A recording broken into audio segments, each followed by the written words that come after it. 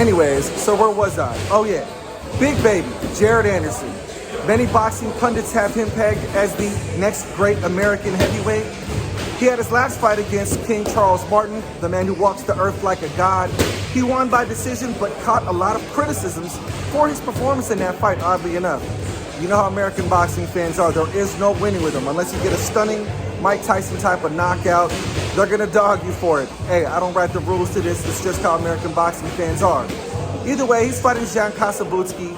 It's going to be a loaded top-ranked card with all of their great prospects. Names like Bruce Shushu Carrington, your boy Abdullah Mason, and the return of F.A. Jagbe. So anyways, let's take it back to the lab and let's break down this weekend's fight card. You know the deal, y'all. Hey, hear him. Down goes Frazier. Down goes Frazier. Hey, what's up with it, family? It's your boy Hot Boxing Minute. We're back in the lab. I realized I made a bit of an error when I was in the gym earlier. I said that Jared Anderson was going to be fighting Jan Kasabutsky. My bad, y'all. He's actually going to be fighting, let me see if I can not butcher his name, right? Andrii Rudenko of the Ukraine. Now, he was supposed to fight Jan Kasabutsky in the last fight that he headlined out there in what was supposed to be his grand homecoming fight out there in Ohio. But I think things went a little bit, not things went a little bit. He was supposed to fight Jan Kasabutsky. I forgot why was he had to pull out, but they pulled up Charles Martin, King Charles Martin, as a last-minute replacement, the former heavyweight champion that got knocked out in 2 rounds by Anthony Joshua. Charles Martin. I like Charles Martin, Mr. I walk the earth like a god. I've always thought personalities in boxing were much needed, and I appreciate them. It's not for everybody. But yeah, so he's fighting Andrii Rudenko, and he was supposed to fight Jan Kasabutsky, and he did Jared Anderson in that homecoming fight. In this last one before the fight he's got coming up this weekend. And this fight this weekend is going to be out there. I believe it's going to be in Tulsa, Oklahoma, at the Hard Rock Hotel. So just to put that out there, it's going to be on ESPN and ESPN Plus. He was supposed to fight Jan Kasabutsky. Jan Kasabutsky pulled out. Charles Martin pulled up to replace him. I don't want to say it was like a week's notice or something, maybe 2 weeks' notice. And Jared Anderson got the win. He got the win against Charles Martin in a pretty wide unanimous decision sweep. I think Charles Martin might have got about 3 rounds out of the 10, maybe. Charles Martin was very awkward. Actually, I'd say he got 4 rounds out of the 10. It was like a 6-4 fight. Charles Martin made it very competitive. There were a couple of moments where he dazed Jared Anderson. And so we learned a lot of things about Jared Anderson in that fight against Charles Martin. We learned that Jared Anderson is not this unstoppable offensive machine. If I recall correctly, who was it that he fought before him? George Arias and Jerry Forrest. So both Jerry Forrest and George Arias, Jared Anderson's 2 previous opponents, he got them out of there relatively fast and in dominant fashion. So I think your casual American boxing fan was kind of developing this view of Jared Anderson as this boogeyman monster coming up. He's talented, no doubt. Big baby Jared Anderson might be the most talented heavyweight in the United States of America, which doesn't say much because we haven't had a dominant American heavyweight champion since, I guess, Deontay Wilder, but not really Deontay Wilder, because who did Deontay Wilder fight outside of Luis Ortiz and Tyson the Gypsy King Fury? So I like Deontay Wilder just as far as where we were back in the 90s and the 80s and the 70s in the heavyweight division in boxing to where we eventually got to after the Klitschko brothers ended up taking all the heavyweight straps and running the game for about 10 years or so. But anyways, Jared Anderson had a tough outing with Charles Martin. He ended up getting a unanimous decision, or I believe it was a unanimous decision win. Yes, a unanimous decision win. And boxing fans were none too pleased about Jared Anderson's performance. American boxing fans are by far the most unforgiving of any sports fans. I feel so bad for boxers, and I'm very sympathetic to the cause here. I don't believe in throwing away a fighter off of 1 loss, 2 losses, 3 losses. MMA, the way those fans stick behind their warriors despite their losses. They rock with Nate Diaz. They rock with Jorge Masvidal. They rock with those types despite their losses. Boxing, we're different. Anyways, I keep diverting away from the main subject. Jared Anderson received a lot of criticism online because of his performance against Charles Martin. We learned that Jared Anderson can be hurt. He got wobbled by Charles Martin. Justifiably so. Charles Martin is a very tricky southpaw, and Charles Martin does have stopping power. So he was in there with a hitter. He got cracked and wobbled. The good thing about him getting wobbled was Jared Anderson doesn't really flinch or get scared when he gets rocked. He bites down on his mouthpiece and goes into dog mode. So we know Jared Anderson is a dog. We know that he's got some defensive liabilities, like as opposed to moving his head off the center line. Jared Anderson likes to move back. He likes to pull back his head, and you can pull back your head, but when you're 6'3", you're going to have some issues with the bigger heavyweights who can just reach forward and hit you as you lean back. So that Muhammad Ali was very famous for leaning back and keeping his head on the center line. Well, hopefully Jared Anderson learned his lesson in that last fight against Charles Martin, walked the earth like a god, that you got to get your head off the center line. Regardless, he still looked really good. Jared Anderson learned that he's not going to be able to knock people out of the park. He learned that his power has limitations because Charles Martin ate some of Jared Anderson's best shots and still was coming forward against him. So you need those kind of development fights when you're coming up. I do lives, or I used to do lives on my TikTok platform before it got banned. But people always ask me, do you think Jared Anderson is overrated? And I don't think he's overrated or overhyped. That's not really how I get down with the way I look at boxing. What is his current rankings in the division? I'm not sure. Let me see if I can pull that up. But as far as the subject of him being overrated, I don't overrate or overhype anybody, you guys. It is the job of promoters and managers and people in the boxing industry to make boxing look as awesome as possible, especially say it's Top Rank and his name is Bob Arum, which is the outlet that we've been seeing a lot of Jared Anderson on. Of course, the people behind the scenes at Top Rank are going to make sure they make Jared Anderson look as awesome as possible. This is the job of promotional platforms. So, of course, they made Jared Anderson to be at this amazing, stunning talent, which he is. For me, I don't really buy into anybody's hype machine or promotion machine until I see them win a championship and I see them defend the championship and things of that nature. He's very talented. I want to see him up in there against the top five of the division. Is he ready for the top five yet? That remains to be seen. Some people would tell you yes. Let me tell you what the ring rankings look like right now for the top five in the heavyweight division. You've got Tyson the Gypsy King Fury. Deontay, you know what? Let me share this screen since we're here. All right. So I'm going to open up the screen. Not that one. I'm going to open up the screen and show you what the rankings are looking like right now for the heavyweight division in boxing. Does Jared Anderson fit the big picture? I'm not exactly sure. I'm not exactly sure, folks. Oh, why is it giving me that? Okay, there we go. So let's see if I can make it look like that. Oh, all right, there we go. So we got on the top five right there in the ring rankings, we got Tyson the Gypsy King Fury, Deontay the Bronze Bomber Wilder, Anthony Joshua, Zhali Zhang, and Andy Ruiz Jr.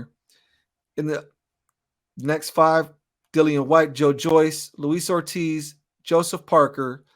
So you really got to ask yourself, looking at that, is someone like Jared Anderson ready for that kind of competition? After what we saw in his last performance against Charles Martin, I would think Jared Anderson would probably say yes. I'm not so sure. But a lot of his supporters would say so. Apparently, he does really well in sparring. And I guess we'll learn a lot, or we probably won't learn a lot. We would have learned a lot if we would have fought Jean Kasabutsky. That would have been a much more interesting matchup. So, anyways, enough about Jared Anderson as I wax poetic. Jared Anderson is awesome. In my opinion, clearly he pretty much stands alone in the heavyweight division as far as American heavyweights go. You got my gym mate and homeboy Stephen Big Shot Shaw. I guess you've got who else in the United States? Andy Ruiz Jr. I'm talking about as far as prospects. Michael Hunter, Johnny Rice is always a threat, clearly in his last fight, but Johnny Rice, I'm not sure if he's ready for the top 10. Johnny Rice is one of the homies too.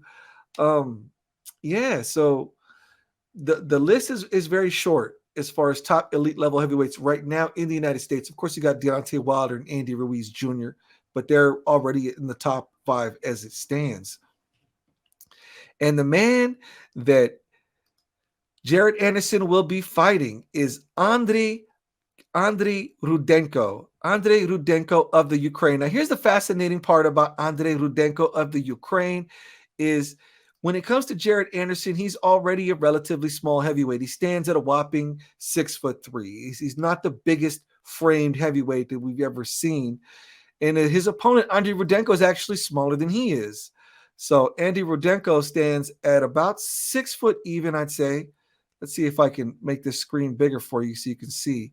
I don't know if that helps much, but let me see if I can zoom in here. So Andrii Rudenko is 6'3", and can I zoom in? How do I zoom with this? So he is 6.5 foot with a 73-inch reach. So just to put that in perspective, your man Jared Anderson is 6'3.5", 6'4", and I believe he's got at least, I want to say 5. He's 78.5-inch reach. So he's got him by 5.5 inches on the reach. He's got a lot more pop. Your guy Andrii Rudenko is 35-6. He's been stopped 6 times. So yeah, he knows the taste of defeat. Whether or not that's a factor or not in this fight, I'm not sure. But the one saving grace for Andrii Rudenko is that he's been in there with some of the best in the game. All of his losses came against some of the best names in the heavyweight division. Take with that what you want. His 6 losses, he's 35-6, and he's fought almost double the amount of opposition in professional fights as Jared Anderson. He's got losses to Zhilei Zhang, Agit Kabayel, Alexander Povetkin, Huey Fury of all people. So he's been in there with some tough guys. I believe this is a fight the Top Rank was hoping would have Jared Anderson getting one of those early knockouts. After his last performance, the American public had their crybaby moment. And I'm pretty sure the guys at Top Rank up there at the executive levels, the Bruce Tramplers and the Bob Arams of the world said, hey, let's stick him in there with a relatively easy touch so that Jared Anderson looks good. He is the betting favorite in this. So he's fighting a guy that's kind of slow. He's a solid enough dude. He's tough. I'll give him that. I'll give Andrii Rudenko, he's tough from the footage that I've seen.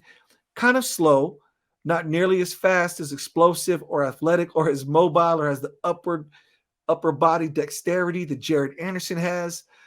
But we'll see. I'm predicting it's probably going to be an early stoppage within the first 4 to 6 rounds. I'm doing that. So it's kind of bleeding into the early first half to the second half, 4 to 6 rounds.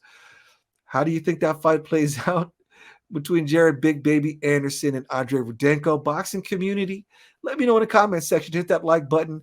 Are you not already following this channel? I sure hope so. I hope you're following this channel, y'all. I'm about to be grinding out some awesome videos for y'all. So the co-main event is Efe Ajagba versus Jean Kasabutsky. Jean Kasabutsky was the guy that was originally supposed to fight Jared Anderson in his homecoming fight in Ohio when Jared Anderson ended up having that fight with Charles Martin as a last-minute replacement. Yada, yada, yada. Efe Ajagba is currently 13-1, has not been as active as I think he should be. His last fight, if I'm not mistaken, was against my gym mate, Stephen Big Shot Shaw. He won by decision. It was an anticlimactic fight, and I believe when you couple that anticlimactic fight with my guy Stephen Shaw, in addition to the loss that he had against Frank Sanchez and his questionable performance against Johnny Rice, those all compounded into a situation where I believe that Top Rank is kind of in not a confused state.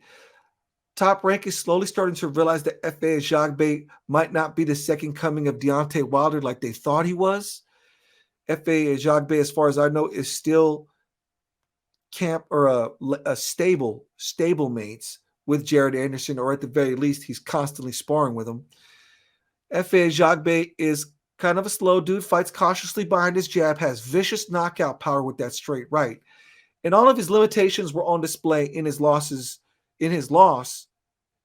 to Frank Sanchez, the Cuban that was with the No Boxing, No Life camp, and then went over to Ryan Garcia when he went over there to, goodness, I'm forgetting his name, Chico Corrales, his old coach. And then I guess Ryan Garcia ended up going to Derek James.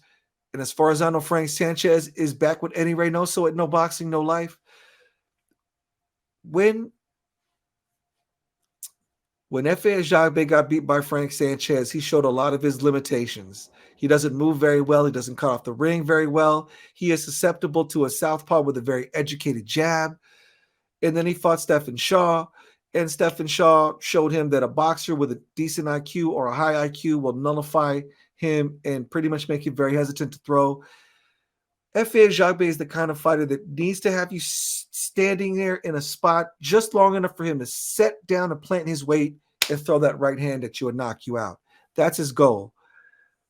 Currently, he is the betting odds in this fight with Jean Kasabutsky. Jean Kasabutsky, oddly enough, is not undefeated or some crazy phenom. He is 19-5. And he's only got 2 knockouts. Crazy. He wins all of his fights by decision. But he is from Kazakhstan. Let me see if I can pull up his screen so y'all can see this guy. But oddly enough, despite his relatively unimpressive looking resume, Jean Kasabutsky is the betting favorite going into this, you guys. And I can see why. If you study his fights, Jean Kasabutsky, you know, he's 19-5 with 2 knockouts. He's a slippery, tricky southpaw. He's a crafty southpaw. Not a big dude, 6'3". He runs about the same height and has roughly the same physical shape and stature. He might even be slightly smaller than Jared Anderson is. F.A. Jagbe is the full package. He's 6'6". He's a tall, hulking giant with long reach. But oddly enough, this guy, look, this guy, Jean Kasabutsky, is a slippery technician indeed. He's very crafty. He fights well behind his jab. He's got an awesome pullback counter. He tries to keep his head off the center line. He might be susceptible to catching that right hand from F.A. Jagbe, so it kind of makes it an intriguing fight. Right now, the betting odds have him the favorite at about 60-40. So if you fancy making some coin, you could maybe put a bet on F.A. Jagbe to get the stoppage and then hedge it with a bet in favor of the guy who's already the favorite to win. I don't know. I'm not a gambler. I'm just saying it's one of those cool fights where you could make some change if you look at how the betting lines are round by round and all that good stuff. I don't know who I favor in that fight. Screw it. I'm going to go with Jean Kasabutsky to win by decision. He strikes me as very fluid with the way he moves. You'll see when he gets in the ring with F.A. Jagbe if you haven't seen him fight before. He's nothing crazy to write home about, but he's definitely well-schooled. He fights behind his jab. He's got some little tricks up his sleeve. He's definitely got more facets to his game than anything I have seen thus far from F.A. Jagbe. But F.A. Jagbe, with fighters like him, with that kind of punching power, a stoppage is always a possibility. I'm going to go Jean Kasabutsky by unanimous decision, whatever. How do you think that fight plays out? Let me know in the comments section how you think the fight plays out between F.A. Jagbe and Jean Kasabutsky. Do you think Jean Kasabutsky will pull off the win? Will F.A. Jagbe get the upset? In the comments section, hit that like button, press follow. You already know how this YouTube hustle works, folks. So nothing new that I'm telling you here. The third card that's part of the main card is Bakodir Jalalov against, I'm not even going to try to pronounce that name, Onoriode Iwarieme. Sounds like, I don't know, North African maybe. I think he's from France, North Africa, by way of North Africa. But Bakodir Jalalov is the tough Russian. I believe he was the gold medalist in the last Olympics, and he knocked out Richard Torres, Mr. Pornstash. Bakodir Jalalov is a knockout machine and is easily the most fearsome of the heavyweights right now coming up the ranks. They're not going to stick in Jared Anderson or F.A. Jagbe with that guy Bakodir Jalalov. Bakodir Jalalov is the truth. I don't care if that sounds biased when I say it. That dude is a monster. He's just a monster. He can be hit, but this guy, Onoriode Iwarieme, he's got an 8-round fight scheduled with Bakodir Jalalov. Sit back. Don't go anywhere when that fight starts. Have your beverage. Have your popcorn ready because Bakodir Jalalov is going to knock this dude out. I'm just letting you know. He's one of those guys. He's like just a mean bastard. Anyways, the undercards, as is always the case with Top Rank, they're prospects and they're developing them. They have some of the most awesome looking prospects in the game. Bruce Trampler and Evan Korn and their matchmaking skills over there. They get them in fun fights that help them learn and make them look good at the same time. So we're going to see the return of Brooklyn's finest, Bruce Shushu Carrington. You got Nico Ali Walsh. We already know about Nico Ali Walsh. His last fight was a draw. I think they're kind of not doing him any favors by constantly smashing us in the face with the whole concept that he is Muhammad Ali's grandson. Let Nico Ali Walsh develop on his own. He got by in that last fight by the skin of his teeth. He seems to me like he's going to be a solid mid-level dude. Not sure if he might win a belt, maybe some careful matchmaking, but I am enjoying the ride watching Nico Ali Walsh develop up to this point in his career. It's hard not to like the kid. He's very friendly, very well spoken in front of the camera. If I'm not mistaken, he just graduated college and put his life to the side to pursue his lifelong dream of becoming a boxer. So Nico Ali Walsh is going to be one to watch out for. Hopefully he does better than his last fight. Abdullah Mason is fighting a tough Colombian named Cesar Villaraga. I didn't read too much into Cesar Villaraga's background. He's got some losses. Abdullah Mason, woo, that's a guy you want to watch out for. Tough youngster, if I'm not mistaken. He's like 19 years old. He's from Cleveland. I hope I don't get that wrong. But Abdullah Mason is nice. He's poised. He's got long limbs. He fights very disciplined behind his jab. He's got pop. He's got all those, as you're sitting there looking at the checkmark list and you're looking at fighters as they're developing, you're like, oh, look at this kid. He's clean cut. He's good looking. He's great in front of the camera. Good jab. Great footwork. Good head movement. Those feet. One more time. Oh, he's got power. You want to watch out for that kid, Abdullah Mason. He's nice. 19 years old. He's one to watch out for. Jeremiah Milton. It's Jeremiah Milton. He's one of the heavyweights that's, you'll see him on cards, and I don't know. I'm not against Jeremiah Milton. I just think he could have a more exciting style of fighting.